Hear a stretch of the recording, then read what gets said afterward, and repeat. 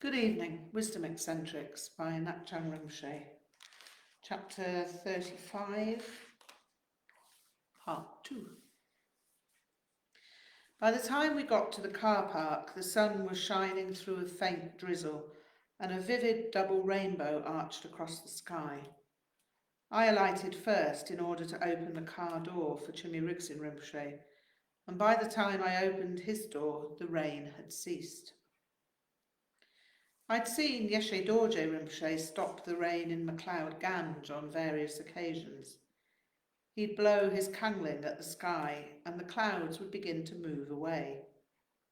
He'd usually have performed rites around the event, but the main thing seemed to be blowing that kangling at the sky. The thing I'd never seen, however, was turning the rain on and off like a tap. It reminded me of a story that Künzang Dorje Rinpoche had told concerning Drukpa Kunli.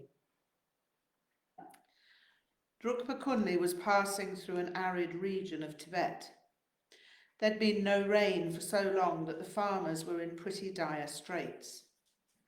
They'd asked every monastery in the area to perform rites to cause rain, but they'd all failed. One day, Drukpa Kunli rolled into town, as was his wont, and someone recognised him. "Aren't you the famous Drukpa Kunli?" Drukpa Kunli laughed and acknowledged that he was indeed Drukpa Kunli. "But for what am I supposed to be famous?" "For miracles," the local farmer replied. "Oh, yeah, well, never mind about that. Just bring me some chung, will you? There's good fellow." "I would if I could, but I can't," replied the man. "There's been no rain, you see. No rain, no chung." By this time, folks had started to gather around, and they were all busy with the "Aren't you the famous Drukpa Kunli" number. Yeah, and this is the place that's famous for its lack of chung," Drukpa Kunli answered. The village head then appeared and implored Drukpa Kunli to cause it to rain.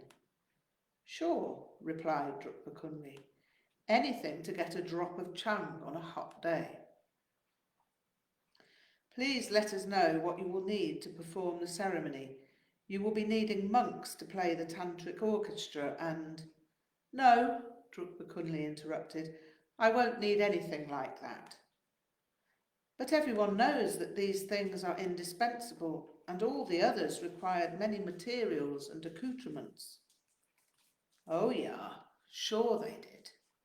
But they all failed, didn't they?" Drukpa Kunli stated matter-of-factly. "But how can it be possible to perform a ritual with nothing?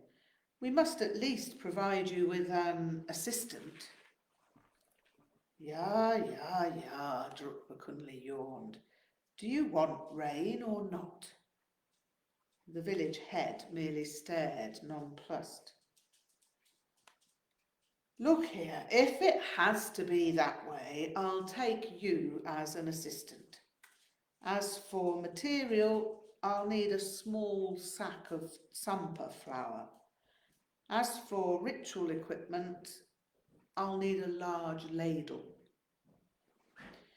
The village head, obviously unhappy with such an eccentric arrangement, began to prevaricate. Drukpa Kunli cut him off in mid-circumlocution. "Look, it's either this or nothing, and I'll go find a place where they can give me a bowl of chung." The village head reluctantly agreed, and a singular ceremony followed. Drukpa Kunli lifted his shantab and exposed his posterior. He then instructed the village head to scoop up a ladle of tsampa and to hold it just below his buttocks. Each time a ladle was held in line with his anus, Drukpa Kunli farted and blew the tsampa into the air. This process continued until all the flour was gone. As the flour swirled in the air and into the sky, the villagers noticed clouds accumulating, and once the ceremony was over, the rain began to fall. The village head, delighted yet confused, exclaimed, "This was a most unusual ceremony." "Yeah," Drukpa Kunli replied, "and also entirely unnecessary." "How can we ever thank you enough? We shall give the weight of the flower in gold." "No thanks, I don't need it. Just collect some of that rain. Start making some Godam Chang before I expire from thirst." The story was interesting because it led to Kyabje Künzang Dorje Rinpoche teaching on the elements with respect to Dzogchen. He then imparted practices of the elements, such as Zerna and the moving elements. Künzang Dorje Rinpoche said, "If your awareness is integrated with the nature of the elements, then rituals are irrelevant, but people do not understand this. This is why you always have to show rituals. If you show no rituals, people think you are ignorant.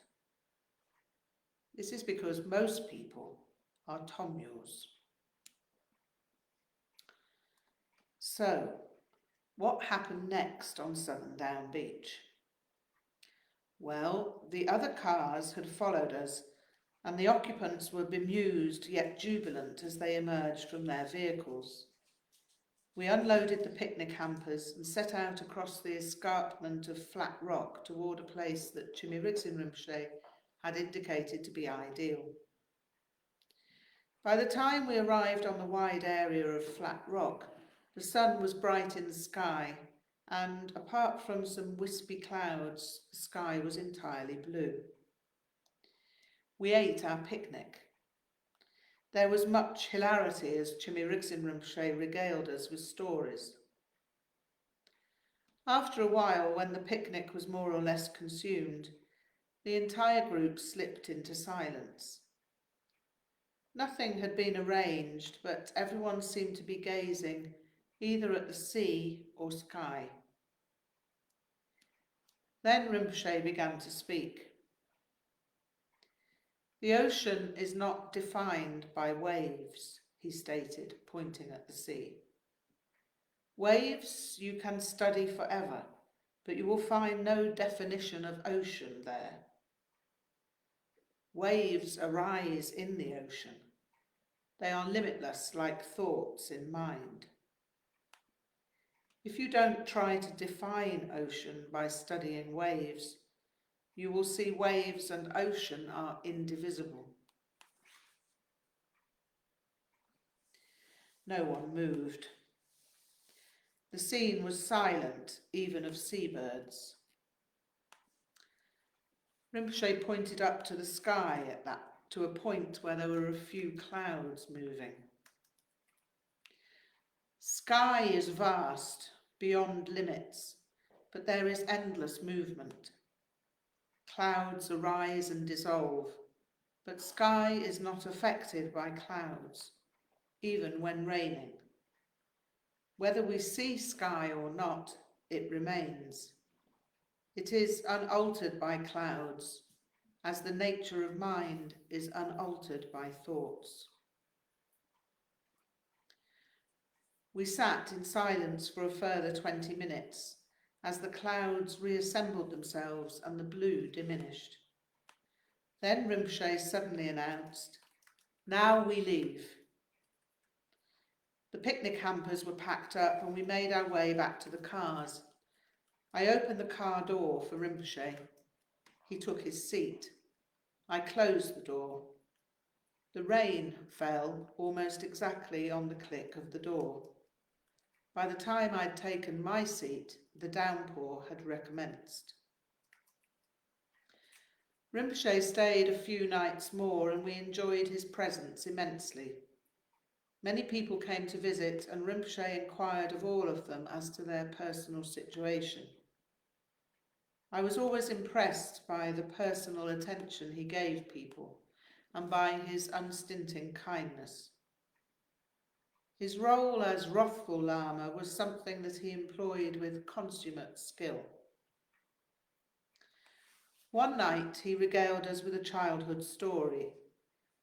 He'd had a rather dry and crusty gaycore, master of discipline, who seemed to live to catch him out in the acts of mischief he loved to perpetrate as a young boy. One day, after a long period of drought had blighted the area, he asked Rinpoche, "Your previous incarnation was a great Cha-Chupa who could bring rain. Can you also do this, or can you only make mischief?" "I can rain-making possible," Rinpoche replied casually. "Can you show me and your monks how to do this?" "There is no doubt," Rinpoche replied, and proceeded to give the directions. "You must be visualizing you are very tall standing, rising up straight as blushing fair Yidam. Around your feet are many minions shimmering in form of black curling rays. When visualizing is complete, you must be radiant, transparent halo having, descending overhead and all body covering.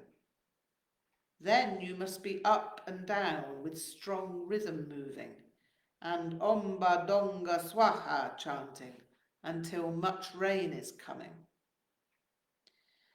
So the gaycore and monks began to practice in this fashion until the gaycore stood up and stalked out of the shrine room in disgust. The gaycore, being more suspicious of Rinpoche than the monks, realized the implications of the visualization. A penis sheathed with a condom, moving as if in coitus. The monks, however, had no such ideas and continued with the practice until they achieved the result. Ample rain fell, and the farmers were all extremely well pleased. The monks, thereafter, were always able to procure rain when requested, but the gaycore was never able to do so. Rinpoche had many stories about jokes that transformed circumstances. And although I have never accomplished anything paranormal, I have always made the most of an ability to make people laugh. Rinpoche loved to make people laugh and could derive humour from almost any situation. Humour is extremely important with regard to teaching, because when people laugh, they tend to remember the nature of what was imparted far more than if the presentation were dour. There was no limit to his humour and nowhere that he wouldn't go with it. On one occasion in London, there was a lovely gentleman called Ajita who was dying of cancer. He was a dear disciple of Rinpoche and had come to the teaching in spite of being in an advanced stage of debility. Everyone there knew that Ajita was dying.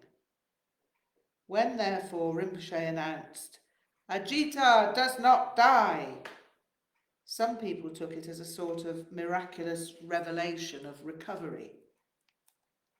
Most of the others were perplexed, apart from Ajita, who knew that his Sanskrit name meant deathless.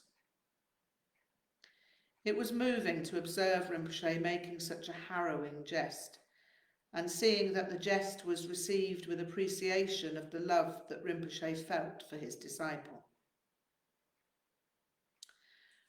Rig'dzin drove Rinpoche back to London, and the same thing occurred vis-à-vis precipitation as had occurred at Southerndown. Every time the torrential rain slowed the traffic down to a crawl, and it came to Chhi'méd Rig'dzin Rinpoche's attention, the rain eased to the point where Rig'dzin could slide back to his habitual 90 miles per hour. Rig'dzin was famous for driving like a bat out of hell, and Rinpoche was concerned that Rig'dzin should not have to drive home in the dark.